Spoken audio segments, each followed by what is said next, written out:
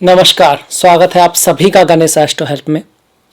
मैं हूं आपके साथ डॉक्टर दिलीप और बहुत बहुत स्वागत करता हूं आपका ज्योतिष के इस प्रोग्राम में। इस वीडियो में हम बात करने वाले हैं बहुत ही महत्वपूर्ण परिवर्तन का, जो कि गुरु के बारे में है।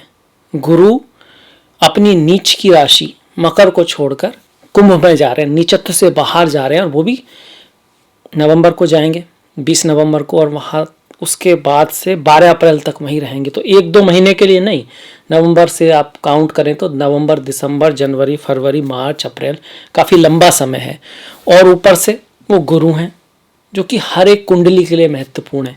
जब गोचर की बात आती है तो राहु बहुत महत्वपूर्ण है, शनि, गुरु, ये तीनों बहुत महत्वपूर्ण है। तो तीनों का ही गोचर बहुत इंपॉर्टेंट होता है। तो आपके लिए, मिथुन के लिए वो क्या परिवर्तन लेकर आए, जीवन के किन क्षेत्रों पर उनका क्या प्रभाव हो सकता है, हम अपनी तरफ से क्या कर सकते हैं, इसके बारे में हम बातें करेंगे।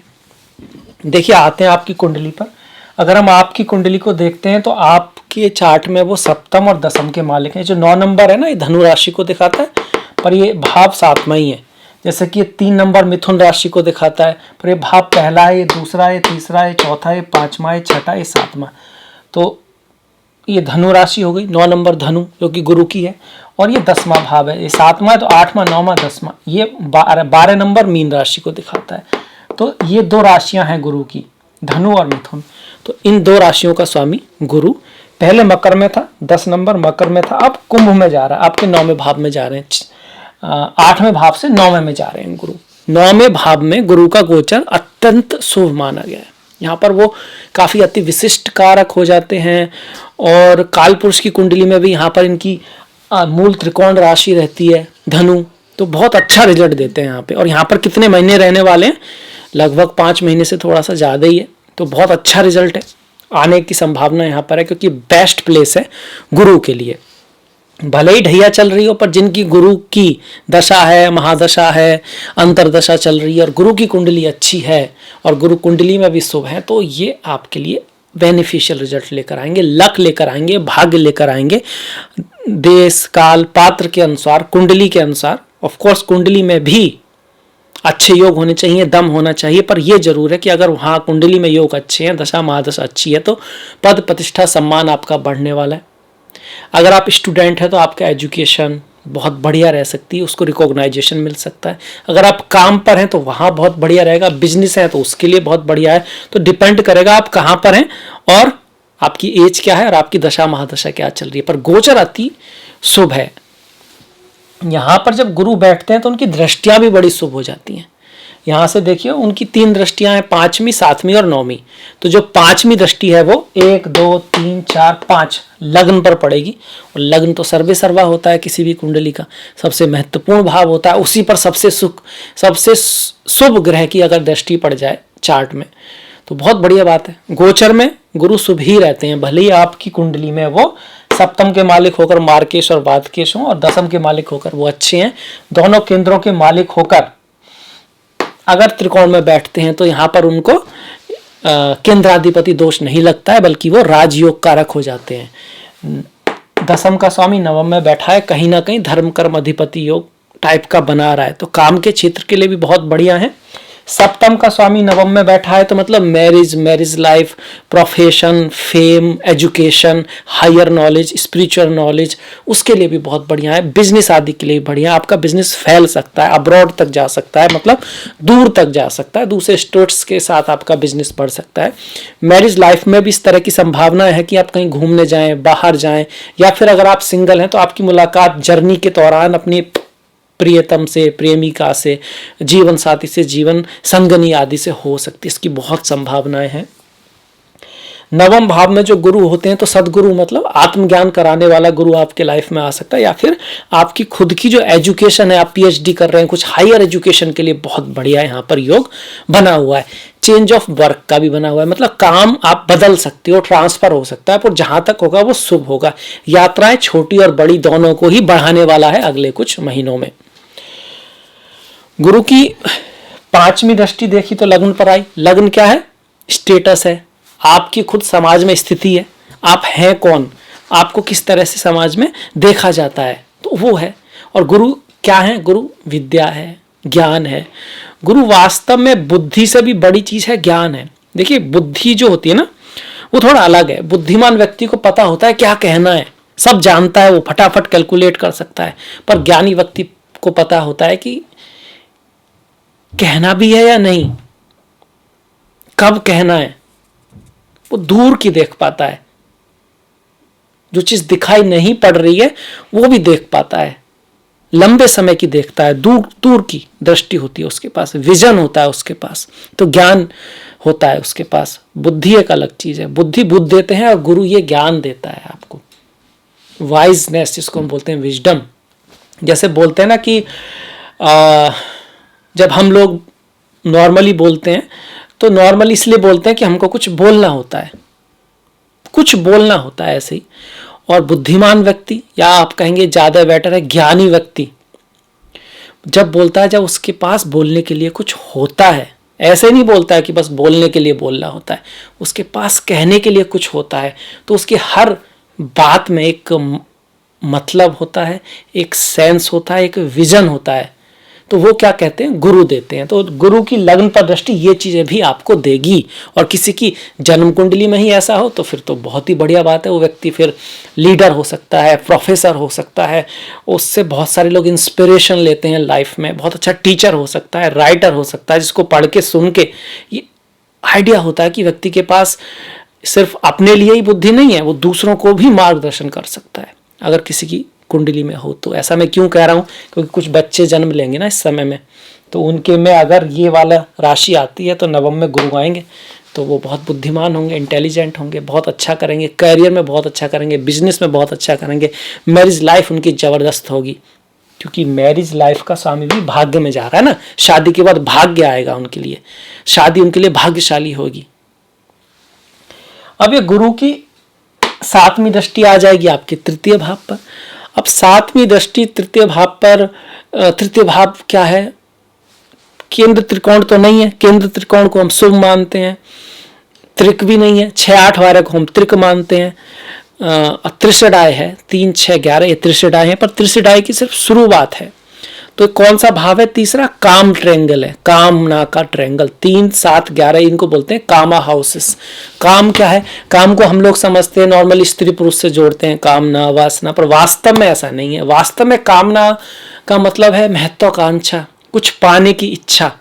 और इच्छा तो हर चीज की होती है, पानी भी पियोगे तो वो भी इच्छा है, वो भी कामना है, कामेक्षा है, वो भी है। खाना खाना, कपड़े पहनना, कुछ भी अपने आप को ग्रो करना, इच्छाएं जो होती हैं वो, उस पर गुरु की दृष्टि है तो इच्छाओं को बढ़ा देगी, महत्वाकांक्षा को बढ़ा देगी। ये हार्डवर्क का भी स्थान है, पराक्रम का भी स्थान है। तो पराक्रम को बढ़ाने वाली होगी, आपका मन करेगा, मेहनत करे, आप बहुत ज्यादा अंदर से विष्णु भी होगी बहुत कुछ करने की, और मेहनत भी करोगे। यात्राओं को बढ़ा देगी। आपके छोटे भाई सहोदर, उनका भी यही भाव है, तो उनके लिए भी ये शुभ है, अच्छा होगा उनकी लाइफ में। पिता के भाव में गुरु बैठे हैं तो पिता से, गुरुओं से और श्रेष्ठ ज्ञान की प्राप्ति होने की आपकी संभावना है। याद रखें, ये जो योग बन रहा है कहाँ बन रहा है? गोचर में बन रहा है। इसके रियल रिजल्ट के लिए आपकी जन्म कुंडली में भी ऐसा कोई योग होना चाहिए और उसकी दशा महादशा होनी चाहिए। गोचर सेकंड की सुई की तरह है, या फिर आप कह सकते हो गोचर वो लास्ट पॉइंट है जहां पर चेक किया जाता है कि चीज होगी, पर पहले वो चीजें होनी चाहिए कहां पर? कुंडली में। फिर गोचर उसको देगा, अगर है ही नहीं तो देगा क्या? ये भी बात है। और जो लास्ट दृष्टि है वो गुरु और शनि की दोनों की पड़ेगी पंचम भाव पर। देखिए शनि यहाँ पर है, ढैया चल रही है जो भी है, और उनकी जो है 10वीं दृष्टि यहाँ आ रही है, और गुरु की 9वीं, यहाँ 7वीं है तो 8वीं 9वीं पंचम भाव पर। जिस भी भाव पर गुरु शनि की संयुक्त दृष्टि आ जाती है वहां पर विशेष उपलब्धियां होने का चांस होता है। मतलब पढ़ाई लिखाई में, कंपटीशन में, ये भाव पढ़ाई लिखाई का कंपटीशन है। संतान प्राप्ति की अति विशेष संभावनाएं बनती हैं। मतलब आप अगर चाहती थी कि गर्भवती हो जाए, या फिर आप चाहते थे कि आपके घर में कोई बेबी आए, नन्ही परी आए, तो बहुत ज्यादा संभावनाएं बन रही हैं। बहुत शुभ समय है। ऐसे में संतान गोपाल मंत्र आदि का और पाठ किया जाए तो और भी बढ़िया चांसेस रहेगा कोई अच्छी सी सोल आपके घर में आए। इसके साथ साथ ये भाव पढ़ाई लिखाई का है, क्रिएटिविटी का है, फेम का है, राजगद्दी का है। तो राजगद्दी मिल सकती है अगर कुंडली में भी योग हो तो।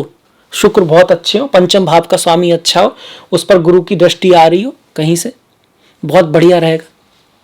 राजगद्दी आदि मिल सकता है, पॉलिटिक्स में लाभ हो सकता है, यही भाव मीडिया आदि का भी है, उसके लिए भी बहुत बढ़िया रहेगा। ये तो रहा गुरु का रिजल्ट पूरा। अब इसमें थोड़ा सा वेरिएशन भी रहेगा, ऐसा नहीं कि सारा एक सही रहेगा।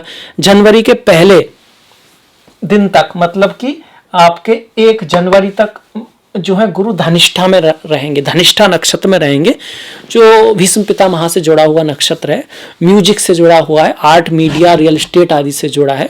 और आपकी कुंडली में जो गुरु, ये जो मंगल है, वो आपके अष्टम और एकादश भाव के स्थान है। मतलब लड़ाई झगड़े से थोड़ा दूर रहना है, रियल एस्टेट आदि से आपका लाभ रहेगा। ओवरऑल अच्छा ही रहेगा, पर थोड़ा लड़ाई झगड़े से बचना है, क्योंकि ये छठा भाव है ना, थोड़ा सा स्ट्रगल को बढ़ाने वाला होता है, मेहनत को लाने वाला होता है, पर धन के लिए अच्छा है। और ये दूसरा भाव भी जो एकादश भाव है, ये आपकी इच्छाओं को पूर्ण करता है, पर रिश्तों में थोड़ा सा खटास रख सकता है जब मंगल की राशि में रहेंगे, नक्षत्र में रहेंगे। इसके बाद किसके नक्षत्र में आ जाएंगे? शतभिषा। शतभिषा जो नक्षत्र है वो राहु का है, जो 12वें भाव को दिखाता है। यात्राएं रहेंगी, खर्चा रहेगा, वो सारी चीजें भी रहेंगी अच्छी वाली, पर इसके साथ साथ यात्राएं, फॉरेन ट्रेवल, खर्चा उसका, और स्पिरिचुअलिटी, अध्यात्म की तरफ ज्ञान आपका ध्यान जा सकता है, बैड प्लेजर आदि की तरफ, एडिक्शन की तरफ भी ध्यान जा सकता है, उसका ध्यान रखें। ये कब रहेगा आपका? 2 जनवरी से लेकर 1 मार्च तक, और 2 मार्च से लेकर आपका 12 अप्रैल तक पूर्व भद्रापद अपने ही नक्षत्र में रहेंगे। अपने नक्षत्र में रहेंगे तो जो हम बता चुके हैं, क्योंकि अपने ही नक्षत्र में है तो वो रिजल्ट और भी ज्यादा देंगे। तो इस तरह से रहेंगे आपके लिए गुरु के रिजल्ट।